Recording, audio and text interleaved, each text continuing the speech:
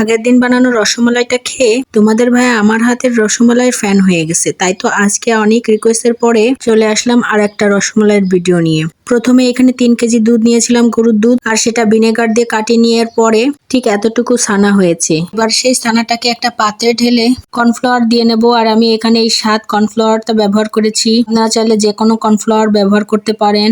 এখানে আমি অল্প অল্প করে দিয়ে নেব, একটু একটু করে দিব আর মাখাতে শুরু করব। অনেকেই কর্নফ্লাওয়ার দেয় না, কিন্তু আমার কাছে মনে হয় একটু কর্নফ্লাওয়ার দিয়ে নিলে হয়তো বা বেশি ভালো হয়। আর এই রসমালাইয়ের সব থেকে হচ্ছে মাখানোটাই মেন, রসমালাইটা তত বেশি পারফেক্ট হবে। তো একে একে আমি এগুলোকে গোল রাউন্ড শেপ দিয়ে নিলাম। একটু ছোট ছোট করে দেওয়ার চেষ্টা করবেন, এটা ফুলে কিন্তু ডবল হয়ে যাবে। এভাবে আমি সবগুলো বানিয়ে নিলাম। দেখতেই পাচ্ছেন আমার হাতে কতটা তেল জমেছে। তো রাইস কুকারের বাটিতে একটু পানি নিয়ে পরিমাণ মতো চিনি ঢেলে দিলাম। আর এই চিনিটা যখন বলক দিবে তখনই আমার বানানো রসমালাইগুলো একে একে সব ঢেলে দিব।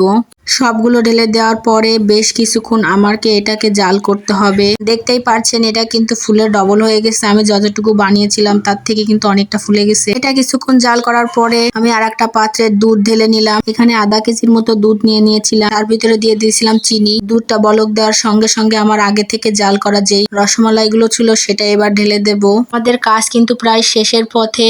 আর এটা ঠিক 2 মিনিট বলক দেওয়ার পরে এটাকে আমি নামিয়ে ফেলেছি।